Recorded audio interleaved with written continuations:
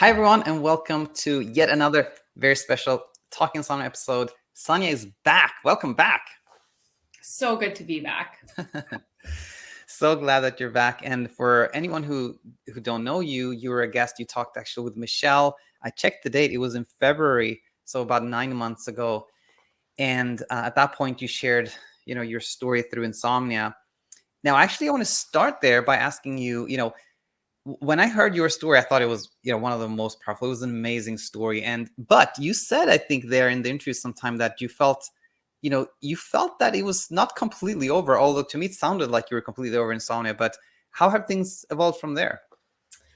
Yeah, good question. So I'm definitely the best that I've ever been in a really, really long time. Super, super grateful to say that. And I think it's one of these things where it just kind of slowly, like there's no fanfare when it ends, there's no confetti. It just kind of quietly goes out the back door and sometimes peeks back in and then goes a little bit. But I think it just like gradually starts to get better. And I know when you're in insomnia land, you're waiting for that day that, you just all of a sudden start sleeping and you wake up the next day and you're like, oh man, my anxiety's gone and everything's so much better. And I'm sorry to say that it doesn't quite happen like that. So what you'll start to notice, at least this is my personal experience, what you'll start to notice is, some of these symptoms start to lessen and the good things start to increase more and more. And so I don't know.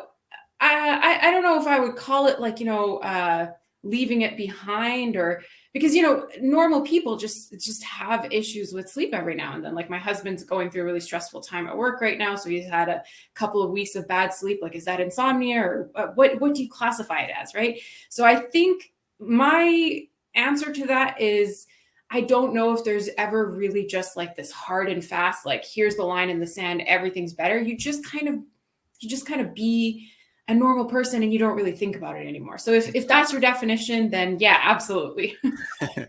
That's so well said. It was not long ago. Like Aline and I were on this like live Q&A, and the question came up, and like she said something along the lines of, when we're no longer like wondering, am I recovered, am I not recovered, then like there's nothing there in a sense, right?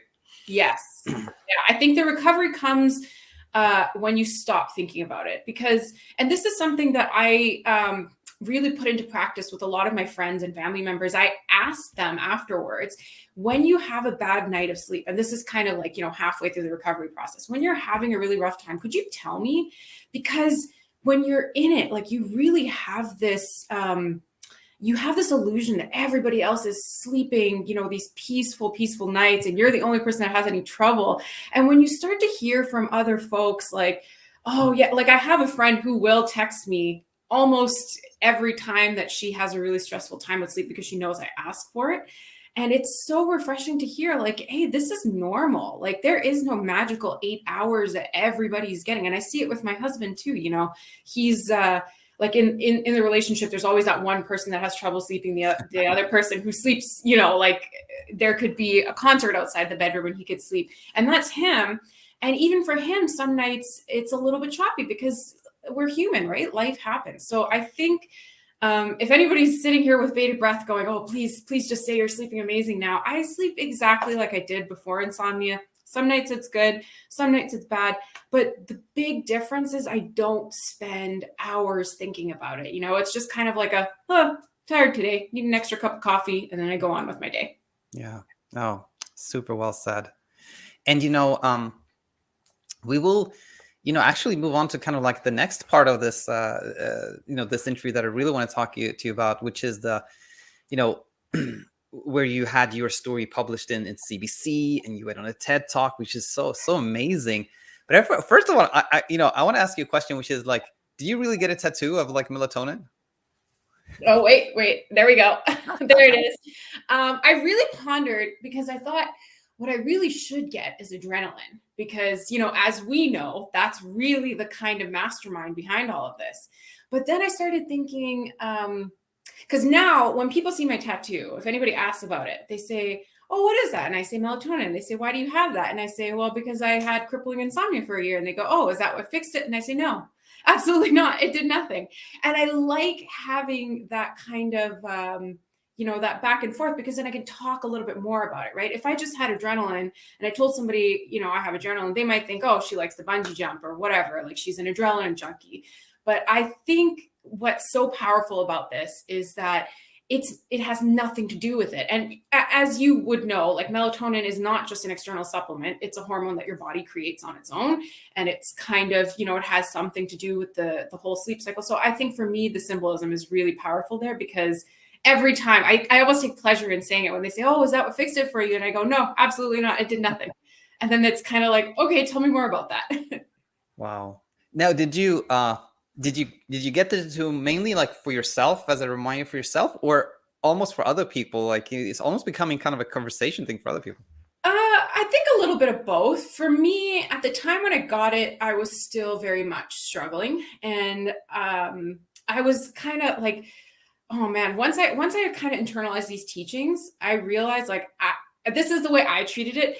I have to do everything that scares me. I have to do all of these, and this may not be the way for anybody who's watching. Maybe you're not there yet, and that's totally fine. Don't feel like you have to do this.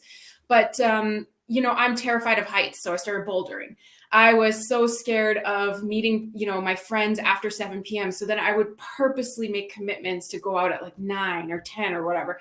And I kind of got this idea, like I should get a tattoo to like, this was a big portion of my life, right? Like it was a long period of time. It had a serious impact on my well-being, my marriage, everything. So I thought like, I should get something, because I will never forget this. It's changed me forever. It's impacted me forever. It's been a real life tattoo.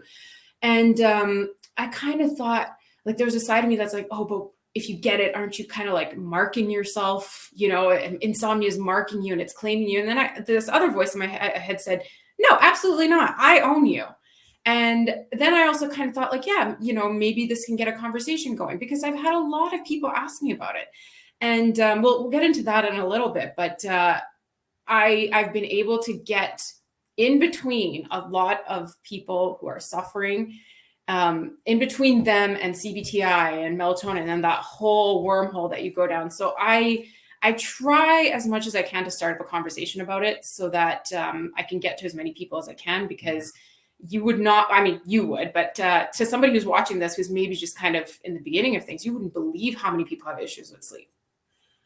Yeah, right. And now, there's so many things I want to talk to you about, and it's easy to get sidetracked. But now it's like, I have to ask about this now, because, when you read like statistics, you hear that, oh, sometimes you hear like 20% of all adults to some degree struggle with insomnia. And like for like, I don't know, 5 to 10%, it's quite a real struggle. Sometimes I personally feel like, is it really that much? But on, other days, I think, what are your thoughts on that? I think it's much higher. I think it's much, much higher, honestly, because a lot of the times when you struggle with sleep, for me, the doctor was my last resort, right? You go through all of these other different things that you do. Some people just live with it. I do think it's a lot higher. Like I just got a new doctor, for example, about half a year ago. And when I met with her, we kind of started talking about it. This was after the TED Talk, and that came up, and she's like, that's so interesting, because every once in a while, I just won't sleep for 3 days. And I'm not talking like, I'll go in and out of it, but I just won't sleep.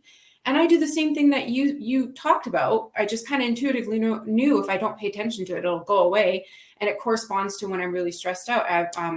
In my program at school, I've met a couple girls who were like, whoa, I have this too. And I just never really did anything about it. So I do think it's a lot more frequent than we could possibly. I mean, not everybody's going to go to the doctor. So I think it's a lot more common than we think. Yeah, no, I agree with that. Meaning, I think that there are, it's super, super common to have some degree of insomnia. Now, to like fall like deep into the rabbit hole, this really intense struggle, that may not be like, super, super like common, but very common as well. But anyways, all right. So the next thing I want to talk to you about was this. So you talked with Michelle here, you were a guest in February. And then, as many people who've gone through this, they, naturally want to share it with other people, help other people. but very few people actually like end up writing, like, being a TED speaker and, publishing their story. So how did all that happen? Okay, so the TED Talk, again, when I did all of these things, I was very much in Insomnia land, and I was terrified, absolutely terrified. So my university has like a weekly digest every Wednesday. They send out like a mass email to all the undergraduates and graduate and alumni, and the TEDx that's at the U of Alberta. They put out like, different student groups can put out like little ads and stuff on it. And so there was a thing on there about the theme was finding the light in the darkness. And, it said like, do you have an interesting story? Like maybe you should try. And I just remember looking at it and thinking, man, if there's anybody that's had to do that, it's me. And I really wrestled with it. I remember sitting there and staring at it and thinking, oh God, do I do this? Do I not do this? Oh, what the heck? And I didn't tell anyone. I didn't tell my husband. I didn't tell my friends, nothing. Submitted, there's like a little form, submitted my story, this must have been, oh gosh, it must have been around like last December. And didn't think anything of it, completely forgot about it. And like, every once in a while I would think, oh yeah, you filled out that thing and nobody's reached out to you yet. They must have not liked your story, whatever, on with your life. And then in the March of last year, I get an email. We would like to interview you and hear more about your story. And I was just kind of like, oh, right. Like I forgot that one of the possible outcomes of signing up to do this is that I would have to be interviewed and, tell the whole thing, and maybe I might get it and have to do it. Okay, I'll deal with that when I get there. So I go through the interview process, and they're just like, there's one of the interviewers was like, I am fascinated by this because as I'm sitting here listening to you, I have a melatonin bottle it was over Zoom, on my desk, and I've struggled with sleep, and everything that you're saying sounds insane to me. So, they chose me out of their selection process. And then, you kind of get like a speaker liaison that helps you craft your talk and kind of guides you through it. You do a couple of rehearsal things. And at this point, it was very much still in the pandemic. So everything was over Zoom. And over Zoom, giving a presentation over Zoom is very different from giving a presentation in person. So, I did my practice sessions, and then, like now it's like, okay, it's time to do it in actual person. So that was just kind of the selection process. Sorry, I got a little bit carried away. I think that was your question there. Oh yeah, no, absolutely. And let's continue the story. But I want to ask you, like, when you actually do the presentation, was there an audience or not? Yeah, there was an audience. There was very much an audience, and I was painfully aware of it. Oh my goodness. So okay, so you've done this practice sessions on Zoom, but then eventually, like, you go through, and is it like, it's your presentation was about 15 minutes long, right? So are there maybe 4 of them after each other, or how does it work? I think the year that I did it was I want to say like 11 or 12 presentations. And thank goodness mine was earlier in the day, because I was such a mess that day. I was the 4th one on, and I was on just before the lunch break. And so, yeah, it's in a room. I think it was about 150 people, very intimate kind of atmosphere.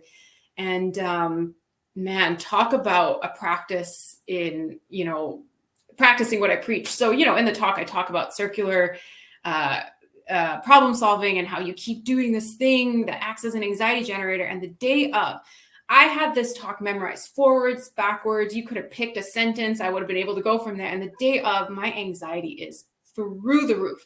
I am just like forgetting the beginning of the talk, which is, the part that you've rehearsed the most. I'm forgetting the beginning. I'm forgetting parts that I know all about. And I'm like shaking backstage. And so then I keep rehearsing. And the more I rehearse, the more anxious I get. The more anxious I get, the more I forget. And I'm like, oh my God, I'm going to get on stage. I'm not going to know what I'm doing. I'm going to like just completely bomb. And what do? I keep rehearsing. So it comes time for my talk. And again, I'm just before lunch. I'm not sure what was happening. There was some kind of like issue with the schedule. I think they were trying to like delay my talk so that lunch would be ready for the guests. So now I'm backstage, and there's a 15-minute delay where I'm just pacing, and I'm like, okay, I need to stop rehearsing. And then I'm going to start rehearsing. And so I just kept doing this backstage. And I think my saving grace was when I even switched out my high heels for flats because I was so scared I was going to trip on stage. So I put on my flats, I get on stage and I trip really, really hard. You don't see it. Thank goodness they edited it out. But it was like a trip. I didn't fall, but it was bad enough that the host went, and so I kind of laughed and I, said to the audience, oh, there's stairs there. And then they laughed. And I kind of felt like, okay, I've got this anxious energy out. And then it all just came word for word, didn't miss a beat. And yeah, like that, I think that's a living example of how anxiety is supposed to work. And I remember emailing you and Michelle and saying, like, it was so bizarre to feel anxiety, but for an actual threat, right? Because the threat in my head is that if I don't go out and perform well, then everybody's going to laugh at me or whatever. But like, it's an actual thing. And so to be able to link the feelings of anxiety and the feeling of that like stomach and heart fluttering with excitement and something that's like an actual tangible almost threat, it was kind of a game changer for me. I think after that, I started sleeping a lot better. Wow. Yeah. Wow. Well, as I'm sure you've heard this many times, but like when you look at your TED talk, it's like you look like you've done nothing else your whole entire life. You look so professional. It's amazing. But yeah, staying on that topic a little bit, like, you were seeing kind of the same kind of physical experiences, but in a completely different context. And then seeing that, well, I get, something like the same thing can happen if we're excited. Like it can like diffuse the, how that it's not scary anymore to us. Something like that. Was it something like that you felt? It felt like the Wizard of Oz, like the curtains lifted and I just realized that like, I think this is kind of a key learning of your whole program is that you can know things, but until you know things, right? There's like a lag there. So you do all of the readings, you do all of the learnings, and you realize that insomnia is just adrenaline, it's anxiety, and what's actually causing it. But reading about what's happening, it doesn't necessarily correlate to knowing here, right? To feeling it. And it takes a bit of time for that curtain to be lifted and to realize it's just a little old man.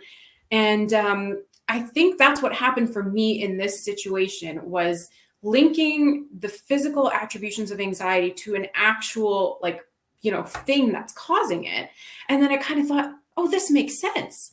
I'm feeling this way because I am scared and I am nervous, but I'm excited. And anxiety can be a good thing. And you get to kind of, it demystified the whole thing, right? You get to kind of see like, okay, well, this is normal. Like this, everybody else is feeling it. I'm not crazy. Like, all the other presenters are backstage and kind of like nervously, like, rehearsing and that kind of thing.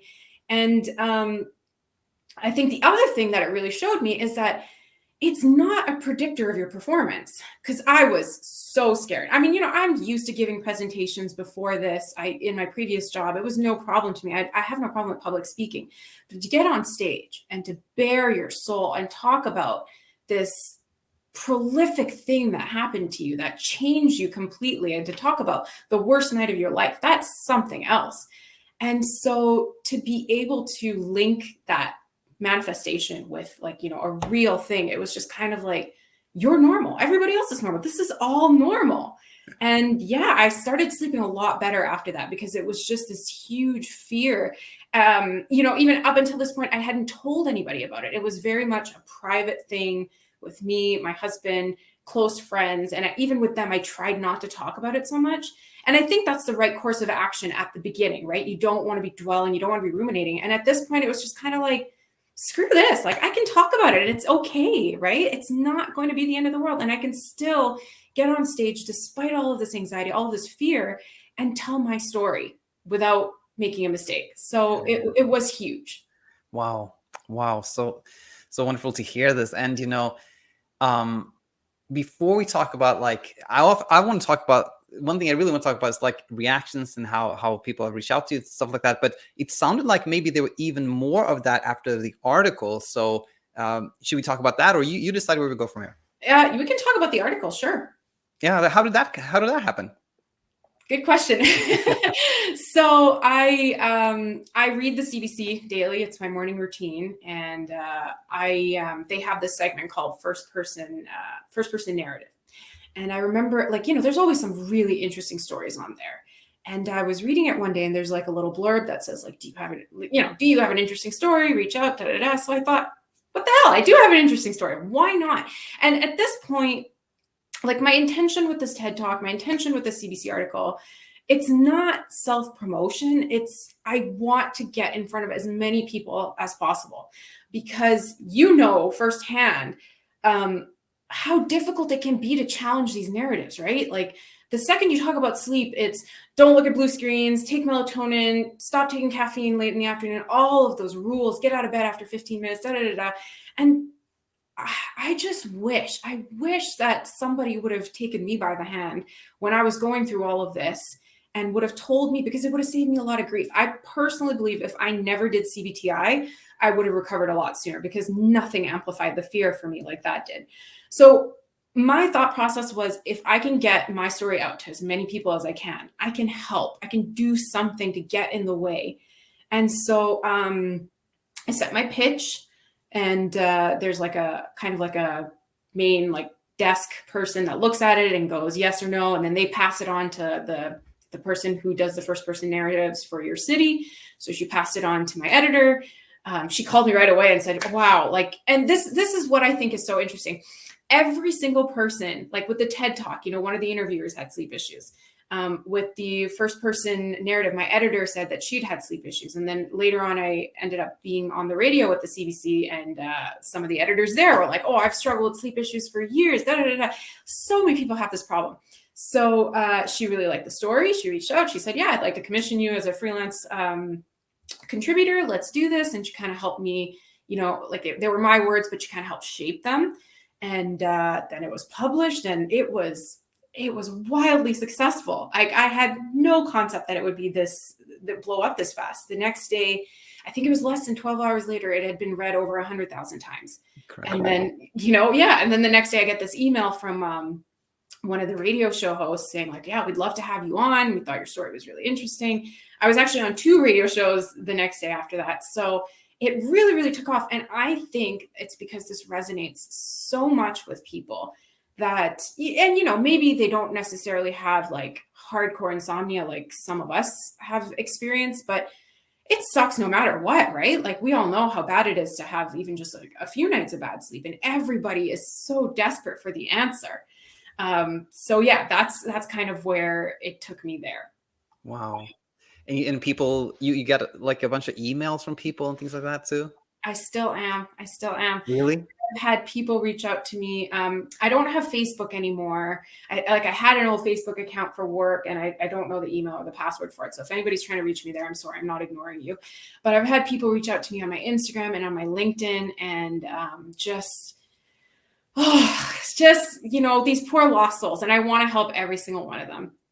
So many of them have reached out to me. Some of them have found me through you because, you put my TED Talk up. Some of them have found me through CBC, and then, I ended up referring them back to the channel. Like, I always provide, the books and the videos and everything, and say, here, check this out. This saved my life. Go do this. But I still get messages like pretty much every couple of days, somebody will message me or try like friend request me or whatever. And now I've just gotten into the habit of accepting every single time, because I know what it's going to be about.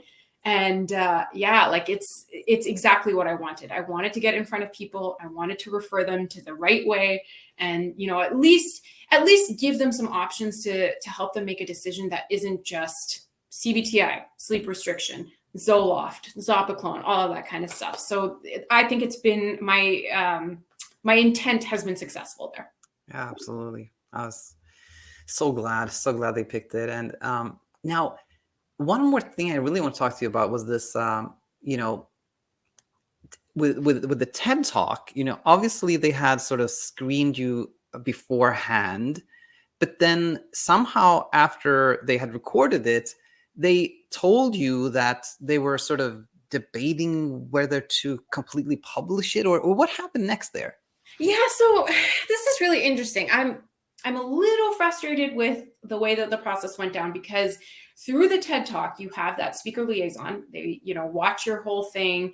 They're with you from beginning to end, and their job is to tell you when, they see something that may fall outside of TEDx's guidelines. Now, that being said, it's a university run group. They're all volunteer positions. Nobody's getting paid here. So obviously it's not going to come under the same amount of scrutiny as like main TED Talks. And so I went about my merry way, did the whole thing. In May it was, and then, none of us really, like they said, it'll take a couple months for everything to go through, Don't really know what happens in the back end. And then I want to say sometime in August, I got an email. No information, nothing, just saying, hey, we just wanted a few questions. If you could answer a few questions, what are your credentials? Do you have any conflicting interests? And So, I just kind of was like, no, yeah, I don't have any credentials to do with sleep. I'm, a dietetic student, nothing to do with that. No conflict of interest, not a sleep coach, And then I didn't really think anything of it. And then, couple months later, I'm thinking to myself, man, it's been a really long time. Let me go see. So I search TEDx Alberta, Saniya, and I see every other talk come up but mine. Wow.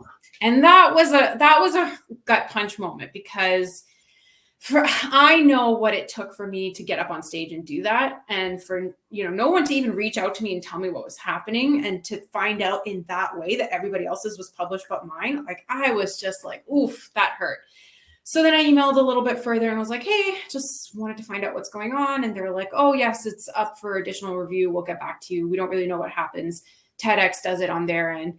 And then, just a couple of weeks ago, someone reached out to me and said, oh, here's the link for your talk. And then I saw that it was unlisted, and I was like, okay, fine. I understand. I'm saying some things that kind of fly in the face of what we all know about sleep. And I understand that. It just seemed a little bit unfair to me, because there are some TED Talks that I have seen that not even just sleep based. Like I said, I'm a dietetic student. I know a lot about nutrition and health and wellness. And I've seen some really curious talks that were published. And, like Michael Walker has a talk, and it just felt karmically unfair, as I said to you. But what are you going to do, right? Like, at least they put up the video. At least they didn't completely put the kibosh on it. And now it's up to us to kind of get the word out there. Yeah.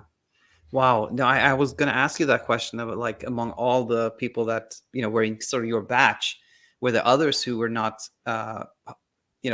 listed, but no, it was only yours. Yeah. I mean, to be fair, with the subject, like finding the light in the darkness, most of the stories were very like, I went through depression, or I had somebody commit suicide at a young age, or like, it was all just very personal stories. And so is mine. It's just that in mine, I give you a blueprint for, coming out of insomnia that is not recognized by the scientific community. So it'll take some time, and, hopefully we just keep doing the work and getting the word out there.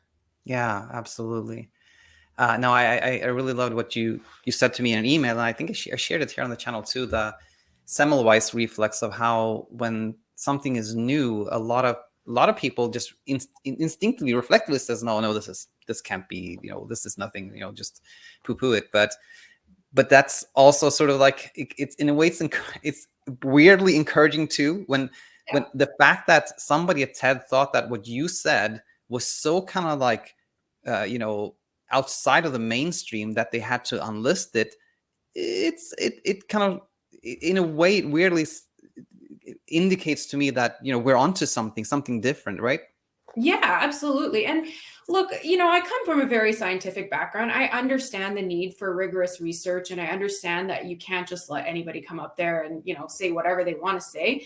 But at the same time, how do you ever expect to find new things to start researching if you're not even going to let somebody tell their personal story, right? Like, I would have understood if they labeled it as, this is anecdotal, this is her experience, which they did. And, like, this needs further investigation. But then, like, where does that further investigation come from if you don't allow that individual to share their experience, right?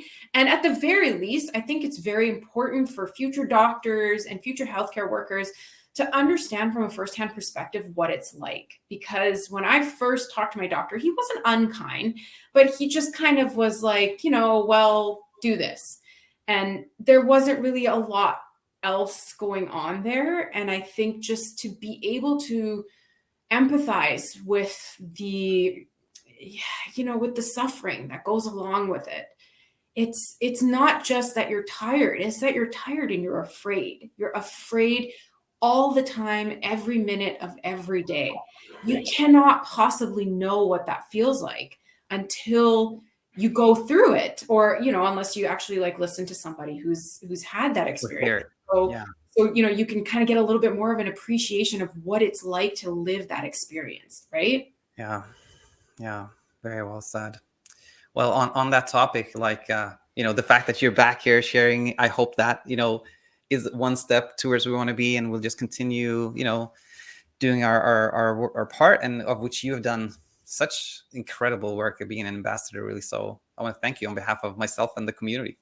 Yeah, absolutely. I'm more than happy to do it. It's kind of become like my side quest in life. I'm here trying to get my degree, but also in the background, like I'm constantly on the alert for like if anybody else in my cohort is talking about sleep, or if I ever hear anything like that, I'm just like right in there, like, actually, you need to stop doing all of this stuff and listen to what I have to say. So yeah, hopefully it'll drive more traffic towards the channel and all of that good stuff. Sounds super, super nice. So yeah, Saniya, thanks so much for being a guest again, and we will be in touch. Okay, thanks for having me. Okay. Bye, everyone.